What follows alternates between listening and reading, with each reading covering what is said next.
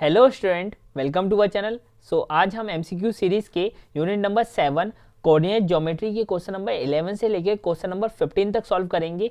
और अगर आपने इससे पहले की वीडियो नहीं देखी है जिसमें हमने क्वेश्चन नंबर 1 से लेकर क्वेश्चन नंबर 10 तक सॉल्व कराया है, तो इसकी लिंक आपको डिस्क्रिप्शन बॉक्स में मिल जाएगी। वहाँ से आप चेकआउट कर सकते हैं और वहाँ से आप क्वेश्चंस को समझ सकते हैं कि किस तरह से वो क्वेश्चन होंगी।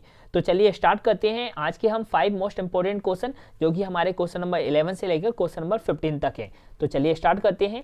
सबसे पहले हम क्वेश्चन नंबर 11 को देखते हैं कि क्वेश्चन नंबर 11 में क्या दिया है। 11 में दिया है P a/3, 4 is the midpoint of the line segment joining the points Q -6, 5 and R -2, 3, then the value of A is। मतलब हमें वैल्यू फाइंड करनी है और आपसे बोला गया है कि जो Q और R पॉइंट्स हैं उसके आपके मिड पॉइंट्स हैं कौन से, P क्या है आपका मिड पॉइंट है Q और R का।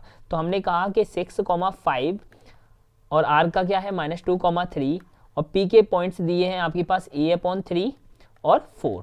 मतलब ये मिड पॉइंट है किसका, क्यू आर का। ओके, तो हमने कहा कि जो मिड पॉइंट है वो आपके पास x और y कोऑर्डिनेट होते हैं और हमने कहा ये x1 और y1 होगा और x2 ये y2 होगा। ओके, अब मिड पॉइंट का फॉर्मूला क्या होता है आपके पास, x इक्वल क्या होता है x1 प्लस x2/2। ओके, और हमें a की वैल्यू फाइंड करनी है तो हम क्या करेंगे, x क्या है आपके पास a/3 है, तो a/3 इक्वल x1 की वैल्यू है आपके पास -6 प्लस x2 की वैल्यू है आपके पास -2/2। ओके, अब इसको सॉल्व करेंगे देन हमारे पास a आ जाएगा। तो a/3 और -6 प्लस माइनस क्या होते हैं -2/2, a/3 ये -6 और -2 क्या हो जाएगा आपके पास -8/2। इससे कैंसिल करेंगे तो a/3 इक्वल क्या हो जाएगा -4। अब -4 का मल्टीप्लाई 3 से होगा क्योंकि ये क्या है डिवाइड में दिया है तो मल्टीप्लाई में जाएगा, तो -4 × 3। तो अब इसका मल्टीप्लाई करेंगे तो a की वैल्यू कितनी आ गई आपके पास -12। ओके, अब ये -12 कितना है आपका, option B is correct, -12। Question number 11 का है आपका -12। ओके, अब नेक्स्ट क्वेश्चन को देखते हैं, क्वेश्चन नंबर 12। तो if the distance between the points 4, P and 1, 0 is 5 then the value of P is. मतलब आपको डिस्टेंस फॉर्मूला से आपको डिस्टेंस दी हुई है और आपको डिस्टेंस फॉर्मूला से P की वैल्यू फाइंड करनी है। ओके, तो हम डिस्टेंस फॉर्मूला लिख लेते हैं। डिस्टेंस फॉर्मूला क्या होता है, x2 - x1 का whole square plus y2 - y1 का होल स्क्वायर इक्वल डिस्टेंस कितनी दी है आपके पास 5। ओके, अब यहाँ पे जो पॉइंट्स हैं वो x1 y1 होंगे फर्स्ट और सेकंड पॉइंट्स होंगे x2 y2। ओके, अब यहाँ पे वैल्यू प्लेस करेंगे तो x2 की वैल्यू कितनी है आपके पास 1 माइनस x1 की वैल्यू है आपके पास 4 का स्क्वायर प्लस y2 की वैल्यू है आपके पास 0 माइनस y1 की वैल्यू है आपके पास p का स्क्वायर। ओके, अब 5। अब बोथ साइड टेकिंग स्क्वायरिंग करेंगे तो बोथ साइड टेकिंग स्क्वायरिंग करेंगे तो ये स्क्वायर से रूट कैंसिल हो जाएगा और यहाँ पे इसका स्क्वायर करेंगे। ओके, अब हम माइनस करते हैं तो स्क्वायर से रूट तो कैंसिल हो चुका था। ओके, तो इसको इरेज कर देते हैं। अब 1 - 4 कितना होगा आपके पास -3 का स्क्वायर प्लस 0 माइनस p का स्क्वायर है, तो 0 माइनस p क्या होगा आपके पास -p का स्क्वायर करेंगे तो p स्क्वायर ही होगा। ओके, इक्वल क्या हो जाएगा ये 25। ओके, अब माइनस ये करेंगे हम तो ये 9 हो जाएगा plus p square equal 25। Okay, अब 9 कहाँ जाएगा आपका, राइट साइड जाएगा तो माइनस में चला जाएगा, p square equal to 25 - 9 then p square equal क्या आया आपके पास 16। अब स्क्वायर अगर सेकंड साइड जाएगा तो वो रूट में कन्वर्ट हो जाएगा तो 16 आएगा। अगर हम रूट को अगर सेपरेट करते हैं तो क्या लिखते हैं हम +-4। ओके, क्योंकि ये इसको हम ओपन करेंगे तो +-4 लिखना होगा। ओके, तो यहाँ पे किस ऑप्शन में दिया है आपका question number, answer number B है आपका +-4। ओके, तो क्वेश्चन नंबर 12 का आपका बी ऑप्शन करेक्ट हो जाएगा। ठीक है, अब नेक्स्ट क्वेश्चन को देखते हैं। क्वेश्चन नंबर 13 है, one of the 2 points of the trisections of the line segment joining the points A and B which divide the line in the ratio of 1:2।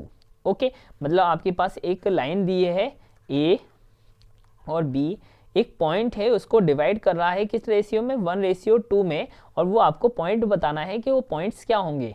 Okay, तो हमने कहा ये x, y है और जो a के points है वो आपके पास गिवन है 7 - 2 और b के पॉइंट्स आपके पास गिवन है 1 - 5। ओके, अब आपको x और y की वैल्यू फाइंड करनी है। यहाँ से हम सेक्शन फॉर्मूला यूज कर सकते हैं क्योंकि जो आपके पास रेशियो है आपके पास m1 और m2 का रेशियो दिया है, या तो इसको m और n भी मान सकते हैं हम।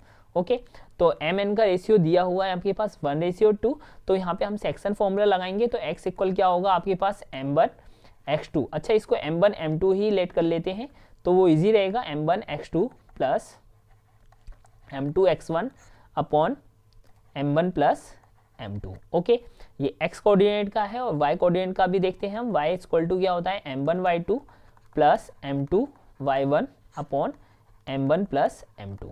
ओके, अब m1 वैल्यू की m2 की वैल्यू पता है आपको, x1 और x2 की वैल्यू भी पता है और x2 और y2 की वैल्यू भी पता है। ओके, अब हम यहाँ पे वैल्यू प्लेस करेंगे तो x और y की निकालना है आपको, तो x इक्वल m1 की वैल्यू है आपके पास 1 मल्टीप्लाई x2 की वैल्यू है आपके पास 1 प्लस m2 की वैल्यू है 2 और x1 की वैल्यू है आपके पास 7। Okay, upon m1 m2 1 plus 2, तो x इक्वल 1 मल्टीप्लाई 1 1 और ये 7 मल्टीप्लाई 2 14 और अपॉन 3, तो x की वैल्यू कितनी आ गई आपकी 15 अपॉन 3। ओके, अब यहाँ से ये कैंसिल करेंगे तो x इक्वल क्या आ गया आपके पास 5। x की वैल्यू तो फाइंड हो चुकी है, अब y की वैल्यू निकालते हैं। अगर ऑप्शन में देख सकते हैं, अगर ऑप्शन किस ऑप्शन में दिया है, ये 5 दो ऑप्शन में दिया है, तो इसमें से दोनों ऑप्शन में से कोई एक ऑप्शन सही होगा। अगर देखा होता आपने एक में ही 5 होता तो हम लगा सकते थे कि ऑप्शन ए या बी जो भी एक आंसर होगा। ठीक है, y की वैल्यू फाइंड करते हैं, तो y इक्वल m1 क्या है आपके पास 1 मल्टीप्लाई y2 क्या है आपके पास -5 प्लस m2 है आपके पास 2 मल्टीप्लाई y1 की वैल्यू है आपके पास -2 upon m1 m2 1 plus 2। Okay, -5 -4 upon 3। Okay, तो y इक्वल क्या हो जाएगा -9 अपॉन 3। अब ये 3 से कैंसिल करेंगे तो y इक्वल क्या आ गया -3। तो x की वैल्यू है आपके पास 5 और y की वैल्यू है -3। तो किस ऑप्शन में दिया हुआ है, ऑप्शन ए इज करेक्ट। तो क्वेश्चन नंबर 13 का आपका ऑप्शन ए आपका करेक्ट हो चुका है। ओके, हम क्वेश्चन नंबर 14 को सॉल्व करते हैं। तो क्वेश्चन नंबर 14 में दिया है 2 vertices of a triangles are 3, -5 and -7, 4 if it's centroid is 2, -1 then the third vertices आपको फाइंड करना है। ओके, तो आपको पता है कि ट्राइंगल में कितने वर्टिसेस होते हैं, 3 होते हैं। तो जैसे हमने कहा ये ए है और बी और सी, जो ए के कोऑर्डिनेट है वो आपके पास 3, -5 है और जो बी के कोऑर्डिनेट है वो आपके पास -7, 4 है और सी के कोऑर्डिनेट आपको फाइंड करना है। तो हमने कहा वो x3 y3 होंगे। ओके, अब आपको इसमें सेंट्रोइड की वैल्यू दी है कि सेंट्रोइड कितना दिया है, तो सेंट्रोइड के कोऑर्डिनेट दिए हुए हैं आपके पास 2, -1, मतलब हमने कहा कि सेंट्रोइड हमने x और y से डिनोट कर लिया है। ओके, तो सेंट्रोइड का फॉर्मूला क्या होता है, x equal x1 plus x2 plus x3 upon 3 और y equal y1 plus y2 plus y3 upon 3। Okay, तो हम यहाँ पे वैल्यू प्लेस करेंगे, हमारे पास सब वैल्यू है। जैसे हमने कहा x की वैल्यू भी है, x1 x2 की है, x3 हमें फाइंड करना है, तो हम यहाँ से फाइंड कर सकते हैं वैल्यू पुट करके। तो x की वैल्यू कितनी है आपकी 2।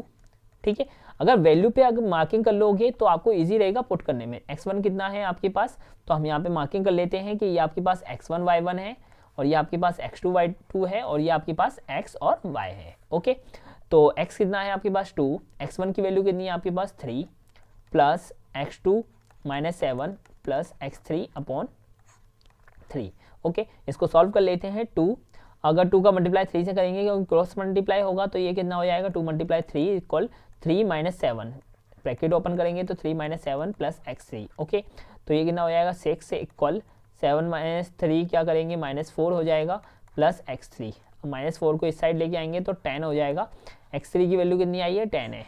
ठीक है, अब y3 निकालेंगे ऐसे ही हम, तो y की वैल्यू क्या है आपके पास -1 equal y1 -5 y2 plus 4 plus y3 कितना है आपके पास फाइंड करना है आपको अपॉन 3। तो 3 का मल्टीप्लाई -1 से होगा तो -3 इक्वल -5 और 4 होंगे आपके पास -1 प्लस y3।